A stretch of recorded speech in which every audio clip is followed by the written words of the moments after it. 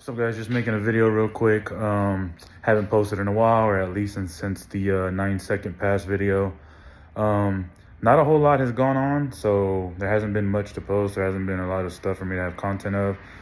The main thing that did happen was there was a cash days that we entered at the end of last year. I forgot when, but few cars, decent buy-in. So I think we ended up winning a little over $2,000, something like that, and a trophy. Let me see.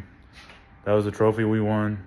But yeah, we won that cash days. I'll post those runs. I don't think I got the first round.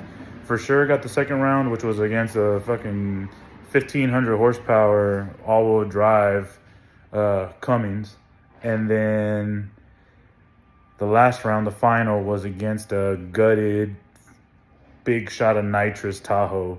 Like I said, I'll post those videos and y'all can check those out.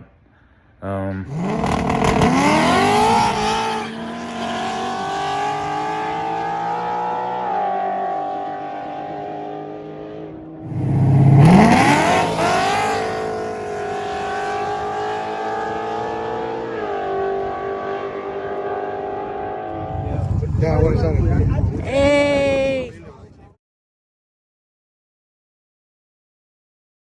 All right, so like I said, won that cash days. Pretty quick stuff in that cash days. It was cool to win. First cash days I've ever entered that I've actually won.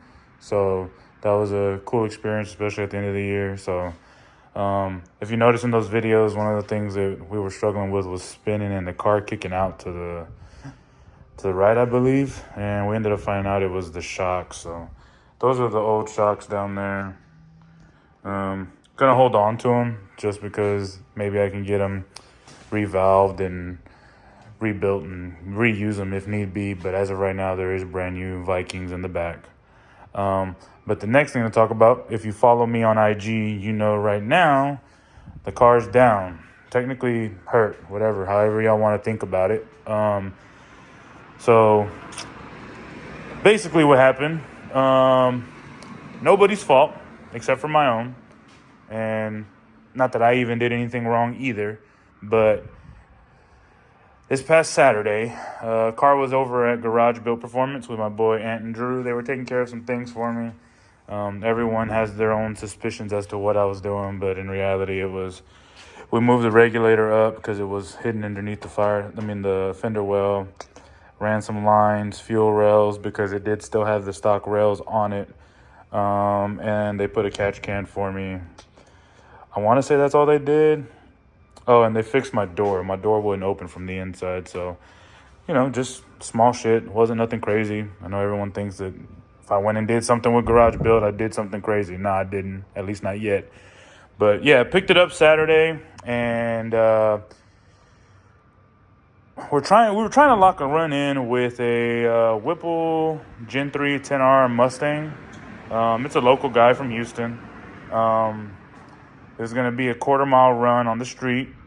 No prep, just one burnout and go type thing.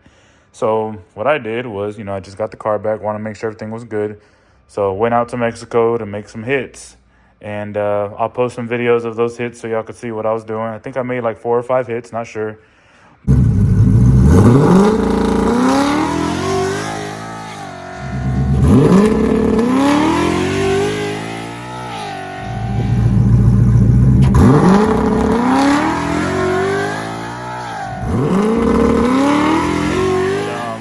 Everything went good as far as the hits, We were happy with it. I was happy with it, logged it. Rob over at Palm Beach said, hey, it looks good. So we were going to send it. But ended up being on the way home, we got onto the highway and the car would not shift past third. So didn't know what was going on, pulled over, tried the whole turn it off, turn it on, old school trick, see if it would work. Started going again, same thing, wouldn't go past third. So pulled up on the Engage, the trans relearn, and did the trans relearn. Started driving again, and it made it through all the gears, at least on the highway. After that, going through light-to-light traffic once we got back in town, stop and go, a different issue arose. And what that was is, in first gear, you could give it gas and it would slip real bad and then grab first gear real hard and start going, but then it still wouldn't shift past third. They did that at every light stop sign that we did. So I reached out to my guy over at Sauls Performance, David. He's the one that built this trans, and I gave him a heads up about what was going on. Then, I was probably going to take it to him to get rebuilt again because, obviously it's a trans issue. The car is running fine as far as anything else. And he gave us some ideas as to what it could be. Maybe something with the intermediate shaft, something with any type of shaft in it, or maybe the overdrive clutches are burnt up, something. And I mean, it kind of worked out at a good time because I was planning on taking it to him anyways to get the converter swapped out.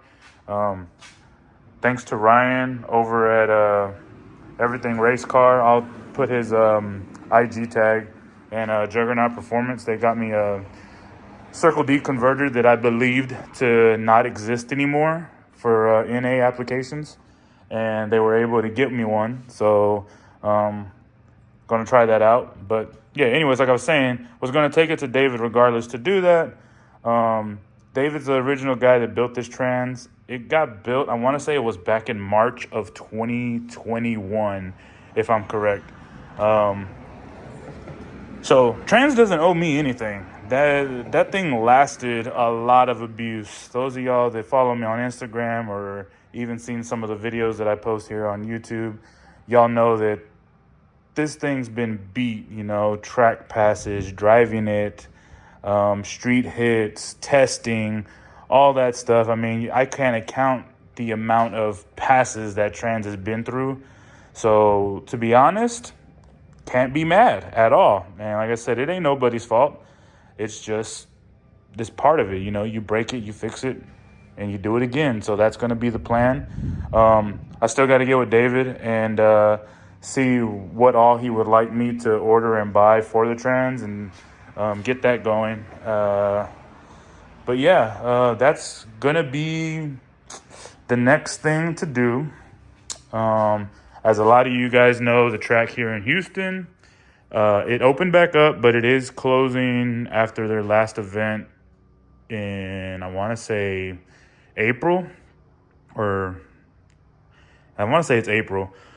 Could be wrong about that. But after that, there's not really any more quarter mile tracks around here. So I'd have to travel either to Evadale or Dallas to get to a quarter mile track.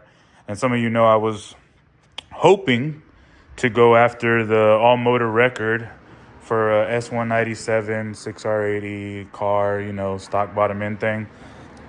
And I believe that was a 960 or 970. I can't remember. It was for a Gen 1. I'm not talking about overall. I'm just talking about for a Gen 1. I was going to try to go for that, but I think I'm just going to watch that because, to be honest with you, with the track closing, I don't want to rush to get over to the track before it closes. Obviously, I need to save up money to get the trans done. That ain't something that I can just say, hey, here you go, I got all this money set. No, I'm going to have to save up a little bit for that. And then once that's done, I'm going to try to just keep it strictly street. I mean, there hasn't been a whole lot of action, but, especially right now that the car's down and people seen on Instagram that it's down, it's going to become a let's call him out now that we know he can't race type thing. And that's a given. Everybody knows that's going to happen, which is cool. I'm not mad about it. You guys are just taking your stab when you can. And we'll see. But like I said, car's going to be down for a little bit. I would say give me about a month or two to save up some money. And then I'll get the trans rebuilt, all that good stuff. And that's really all the only plans I've got for now. Later in the year, there is going to be another, hopefully, big change to it. But I ain't going to talk about that too much. It is going to stay all motor, though. No boost, nothing. It is going to stay all motor for sure. So appreciate you guys watching my video. I appreciate all the support that I've gotten on this channel. It's done way better than I expected. I will keep trying to pump out content as I can. And yeah, I want to say that's really it. That's all I had to go over. I wanted to put out this quick video.